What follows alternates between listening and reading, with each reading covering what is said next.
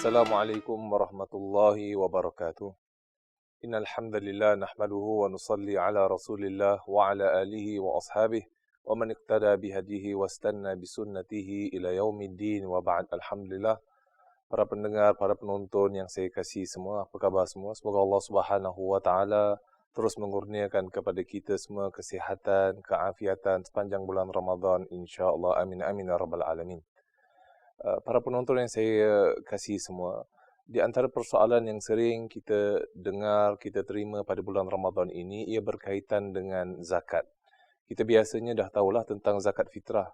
Tetapi tambahan daripada zakat fitrah ini, terdapat sejenis lagi zakat yang perlu anda ketahui. Ia adalah zakat harta. Zakat harta wajib dibayar apabila harta yang anda miliki itu sudah cukupi haul dan sudah mencukupi nisab dengan kadar 2.5% ataupun 2.5% yang perlu untuk anda keluarkan. Jadi apakah jenis zakat harta? Harta yang perlu dibayarkan zakat adalah seperti wang simpanan, perniagaan, emas yang anda simpan, saham dan juga insurans. Jadi ada pun harta untuk kegunaan peribadi seperti kereta, rumah yang anda gunakan untuk tinggal di sana, ia tidak perlu untuk anda keluarkan zakatnya. Saya nak berpindah kepada tentang zakat simpanan ini. Jadi zakat simpanan ini ia berdasarkan kepada 2.5%, 2.5% daripada jumlah simpanan terendah dalam tempoh masa satu haul. Sebagai kesimpulan, ada three main things, 3 perkara yang penting yang perlu untuk anda mengetahui tentang zakat ini. Yang pertama itu haul. Haul adalah kiraan setahun kalender Hijriah, 355 hari. Kemudian yang kedua, iaitu nisab. Apa itu nisab? Nisab adalah kadar yang apabila harta anda sampai kepada kadar itu, maka telah wajib zakat ke atasnya. Jadi sebagai contoh, anda kalau buka berita harian, buka akhbar, lihat dekat internet, di laman internet zakat.sg, anda akan mengetahui nisab pada bulan ini adalah $5,802. Ia ikut dengan kadar nilai emas. Itu poin yang kedua.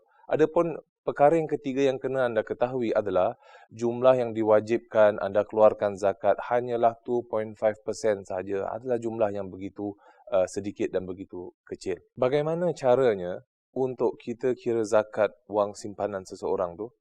Jadi sebagai contoh, haul harta anda adalah daripada bulan Jun 2019 hingga ke Mei 2020 tahun inilah. Jadi zakat yang perlu untuk anda keluarkan adalah 2.5% daripada jumlah simpanan terendah.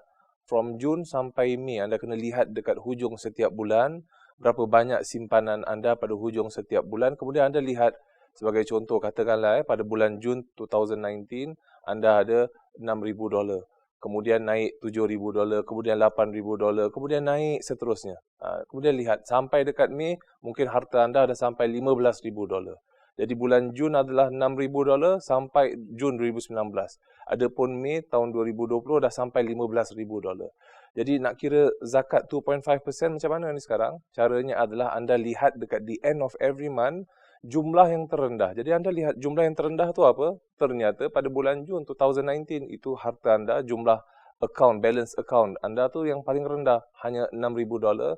Jadi anda hanya perlu membayar zakat 2.5% times ataupun daripada $6,000 tersebut. Itulah zakat. Hanya Islam tidak menetapkan daripada jumlah yang tertinggi, tapi daripada jumlah pertengahan.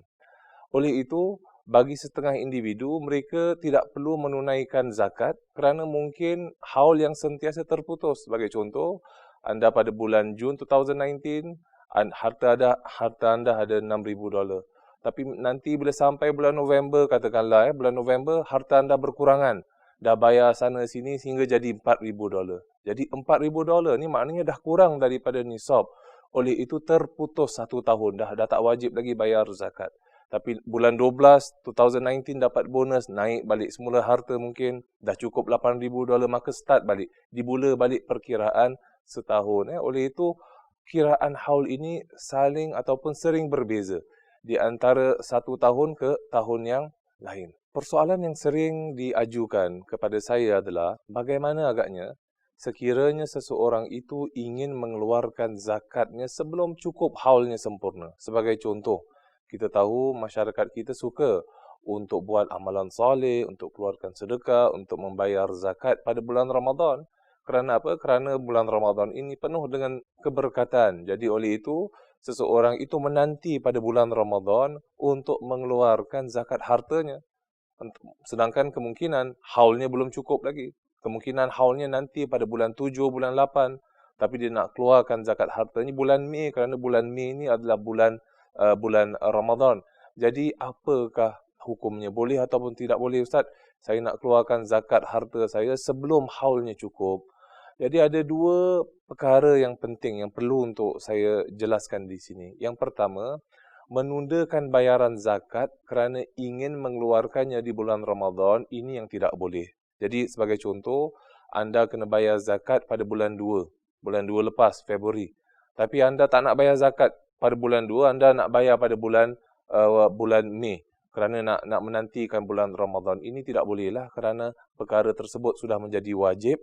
Tapi anda sengaja untuk menundakannya pada bulan Ramadan, bulan Mei. Itu tidak boleh, tidak digalakkan. Melainkan seseorang tu ada alasan tertentu. Sebagai contoh, dia sakit ke, sampai terlupa membayar zakat ke, dia ada alasan tertentu, maka tidak mengapa. Isu yang kedua, untuk mengeluarkan zakat sebelum cukup haul. Sebagai contoh tadi, contoh yang saya berikan di awal tadi, haul anda hanya cukup bulan 8. Bulan 8 baru wajib bayar zakat. Tapi anda nak bayar zakat bulan 5. Kerana ingin meraih, ingin mendapat keberkatan bulan Ramadan, hukumnya adalah ia dibenarkan untuk anda mengeluarkan zakat lebih awal sebelum cukup satu haul. Dalilnya apa? Ada pakcik Nabi SAW, sebahagian sahabat juga, termasuk juga pakcik Nabi Al-Abbas radhiyallahu an. Beliau meminta kepada Sayyidina Rasul SAW supaya Nabi ini menerima bayaran zakatnya dengan segera. Dia nak bayar zakatnya in advance, tahun, 1 year in advance. Dan Sayyidina Rasul SAW mengizinkannya. Hadis riwayat Imam Tirmizi, Abu Daud dan sebagainya. Di antara soalan yang berkaitan juga, ia berkenaan dengan wang akaun CPF, tabung caruman CPF. Ini perlu ke tak perlu, Ustaz? Saya nak kena bayarkan zakatnya. Secara ringkas, pada tahun 2014, Jawatan Kuasa Fatwa MUIS telah membuat semakan terhadap fatwa mengenai pembayaran zakat daripada wang CPF. Jadi kita sedia maklum akan perubahan yang berlaku pada polisi akaun CPF. Sekiranya dulu, seseorang itu bila dah sampai dekat retirement age kan, dia boleh terima wang CPF-nya secara pukal banyak. Jadi OKB. OKB itu apa? Orang kaya baru. Bukan orang kaya Batam, tapi orang kaya baru.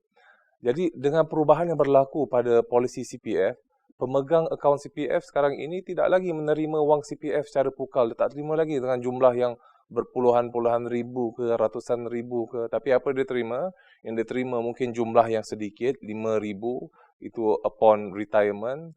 Kemudian setelah nanti bila dia dah sampai dekat a certain age, satu umur, dia akan terima wang secara bulanan, berapa ratus ataupun berapa ribu setiap bulan untuk menyokong keperluannya sewaktu umur persaraan kelak.